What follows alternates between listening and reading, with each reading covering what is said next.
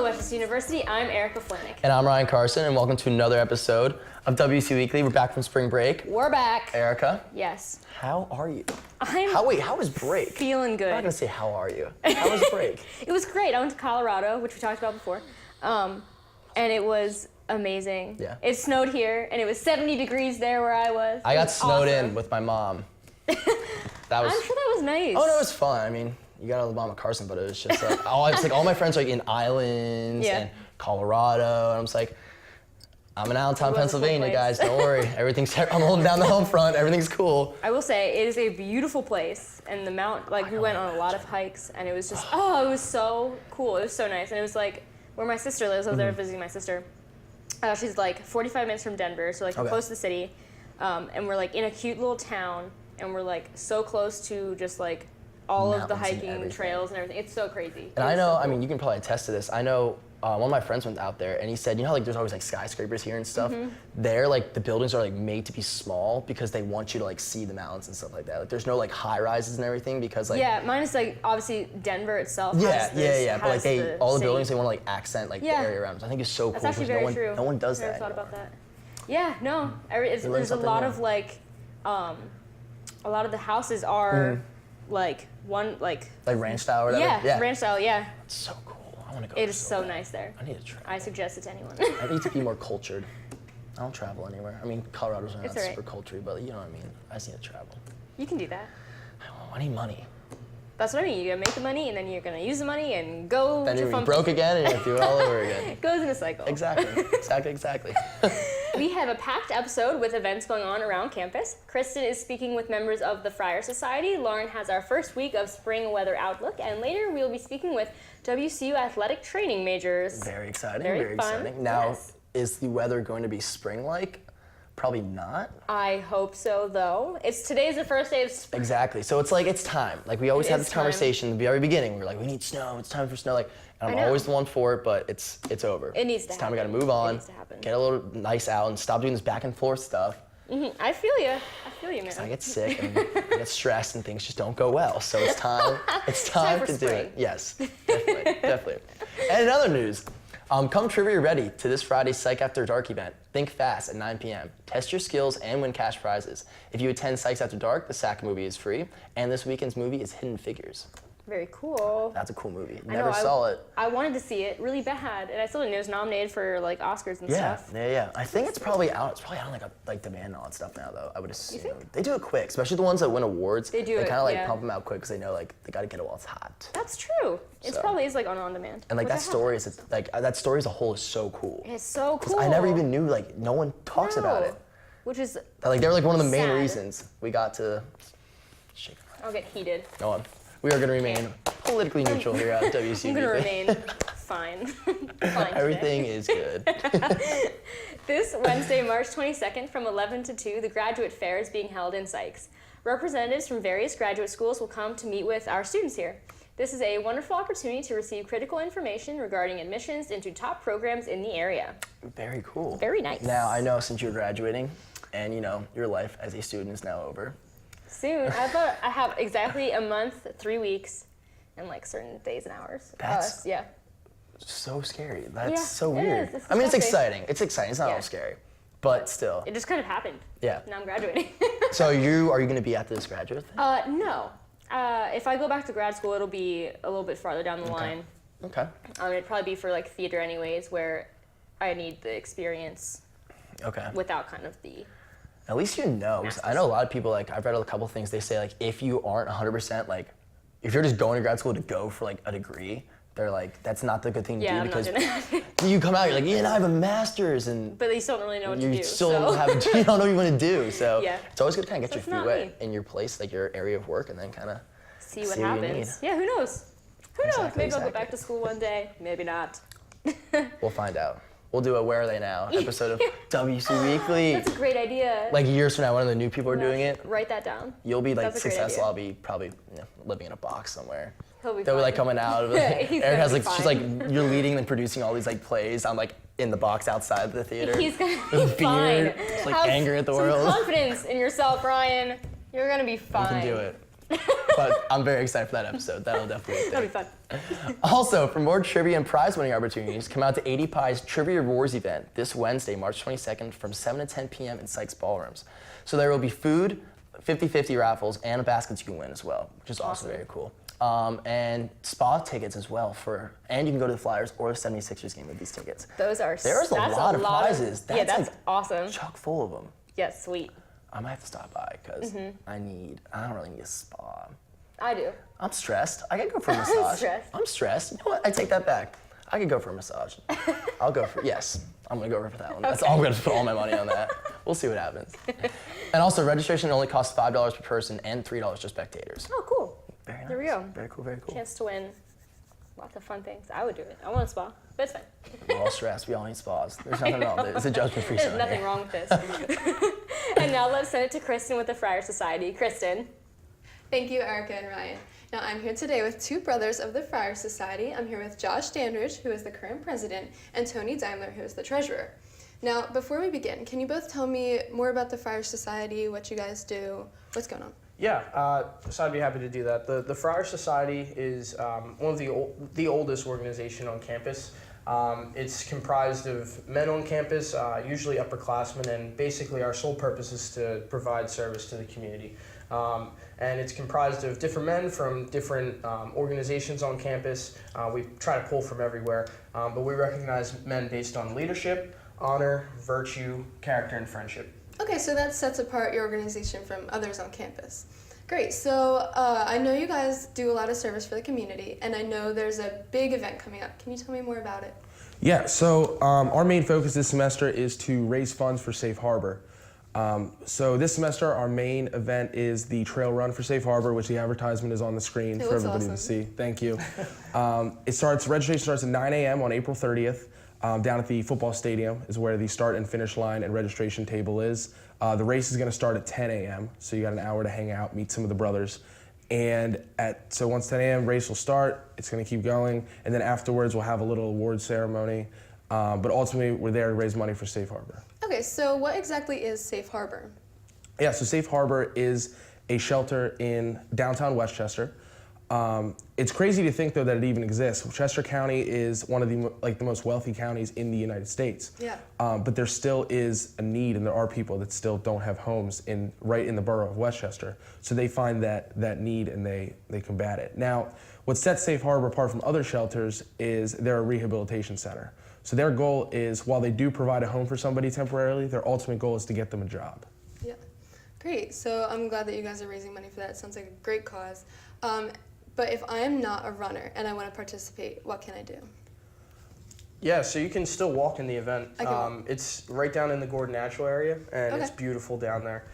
So even if you sign up for the 5K, you can walk. We had walkers last year as well. Great. Okay, so I know that you said registration is on the day of the event, correct? There is also pre-register. Okay, so how do I do that? There is a Facebook event going around, so find any Friar that you know, or just look up this event, this date. It should come up in one of the most recent searches. Okay. As well as, I believe you have a registration link that will be sent out with the WCU Weekly episode. Yeah, it should be right down there. Perfect. So I can search Trail Run supporting Safe Harbor, correct? Yep, correct. Okay, great. So this event is on April 30th, 2017. What are some, I believe you've been collecting money throughout the semester as well. Yes. How have you been doing that? So we're a service org. So anything we try to do, even if it's raising funds, we try to incorporate service into it. So a lot of times alumni will reach out, community members will need help with like physical labor or anything, moving boxes, doing yard work. So we'll do that for them and just ask for a donation in return. Okay. Other things we do on campus, every Wednesday we're in Sykes selling pretzels and other food, getting the word out of the 5K and Safe Harbor, and just trying to raise funds for them. Great, you guys are doing a great job. Thanks. Thank you. So pre-registration I can find on Facebook. Yep. All right. Registration at the event, that's on April 30th. Correct. And let's see, $25 for adults, the $20 for students, and $15 for kids. Correct. Mm-hmm. Awesome, great. So thank you guys for being here today. Yeah, no, thank you. Yeah, and then we're gonna send it back to Erica and Ryan. Sac Springs event is one you'll have to see to believe. The Evansons are a famous mind reading duo. They are coming to WCU this Friday, March 21st at 7:30 in Aspen Concert Hall. The event is free to all students and $3 for faculty. That sounds amazing. Really cool. I think I'm working it. Really? I love how it sounds. Oh yeah, and I'm working it. I definitely am working that event, I think.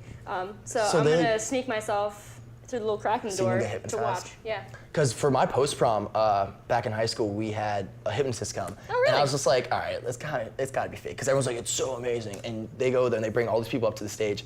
And then all of a sudden they're just like, all right, now they do all this stuff and like, they're like sleep and everyone That's falls so asleep. weird. And he points at different people and they all do stuff and like, you know who they are, like they're your friends, Yeah. so they wouldn't do that in front of the stage unless they were forced to. I'm telling you, I don't think I'd want to be hypnotized though. It's I think amazing. that really freaks and me out. he like snaps them out of it, and then they're like, they're literally just like- walk around, they're just like, like they don't remember at all. Yeah, that freaks me out. It's so That scares wild. me. I kind of just want to watch it. Like I don't want to be like Actually hypnotized? a victim Watching is of fun, though. hypnotism, but I would definitely like to watch. Yeah. Alpha Xi Delta will be hosting a football frenzy game this Sunday, March 26th from 10 to 3 at the Matlack Fields. Teams of 6 and 7 are invited to participate. The game costs $5 per person and $2 for spectators. You can register your team at the link below.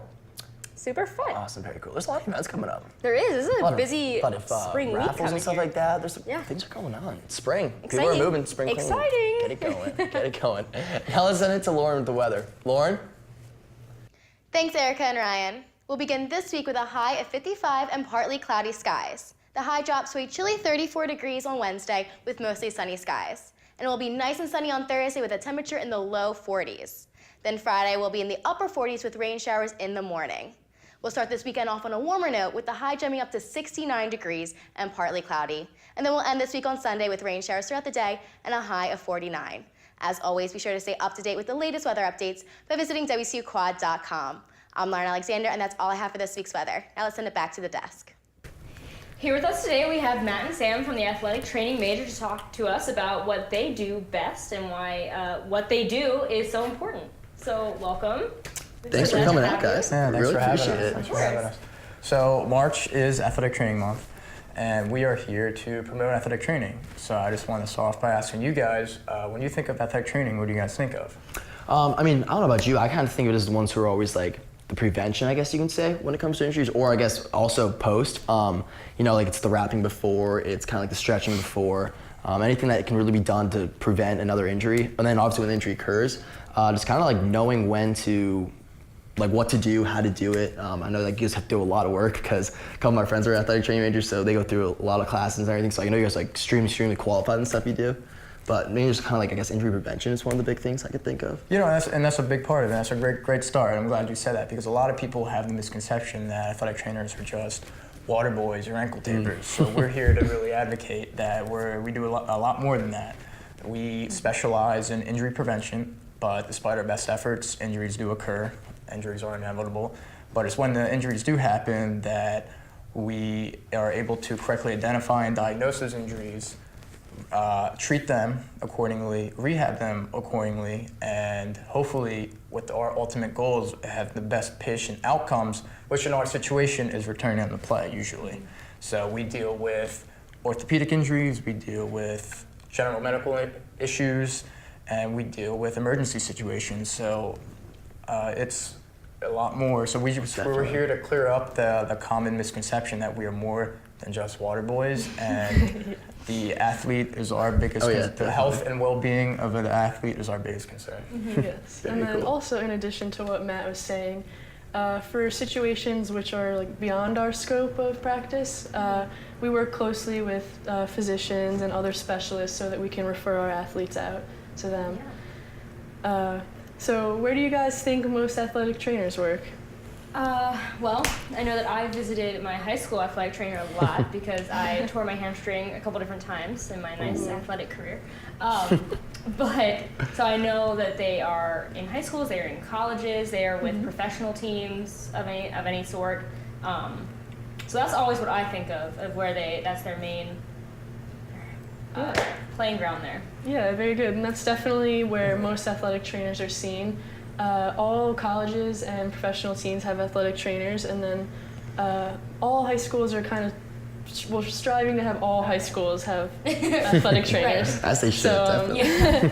And then there's an unconventional side to it where athletic trainers are seen in the military. NASA has some athletic trainers. Really? Yeah. Cirque du Soleil has some athletic trainers. I can see that. They definitely need something like Yeah, that. so it's not just the traditional working with athletic population. You work with some special populations as well. That's really cool. Yeah. And now I know, I mean, Westchester has so many majors like to offer. What is like, so obviously you guys chose athletic training for a reason. What is like your favorite aspect about being an athletic training major? You know, my favorite aspect is feeling I'm a part of the team. The clinical sites that we work with, they do a great job of making us feel like that we're actually part of the team. Okay. I played a lot of sports in high school and in my younger days, and I miss them a lot, but being with these teams just made me really feel like I'm a part of it. And that's definitely what I really kind of bring it all about full circle. Yeah. That's yeah, awesome. I definitely agree with what Matt was saying. And also, one of my favorite parts is when you actually see an athlete return to play. You progress them through the whole process, and then you get to see them return to play, and sometimes better than they even came into you. That's kind of like you guys like the reason like they are playing again, which I think is also kind of cool. Yeah, we see them out there scoring a goal after they come back from the gym. That was you. It was all you. Yeah, no, that's awesome. That's awesome. Well, Very thanks cool. so much for coming out and talking to us today. Yeah, Thank you guys. having us. Actually learn a lot more than I didn't know anything about athletic training. I thought I knew a little bit, and I was like, geez, I guess not. Yeah. It's very So, cool. yeah, thank us for this opportunity to have us on and give us a little pitch about athletic training. Anytime. Of course. And with that, it concludes this episode of WCU Weekly. If you have anything you'd like to be read on air or you'd like to get involved with WCU Weekly, be sure to email us at wcuweekly@wcupa.edu. And as always, be sure to follow us on Facebook for segments, events, and much, much more. Until next week, I'm Erica Flanick. And I'm Ryan Carson. Have a great week, Westchester University. An even better weekend. Trapped in our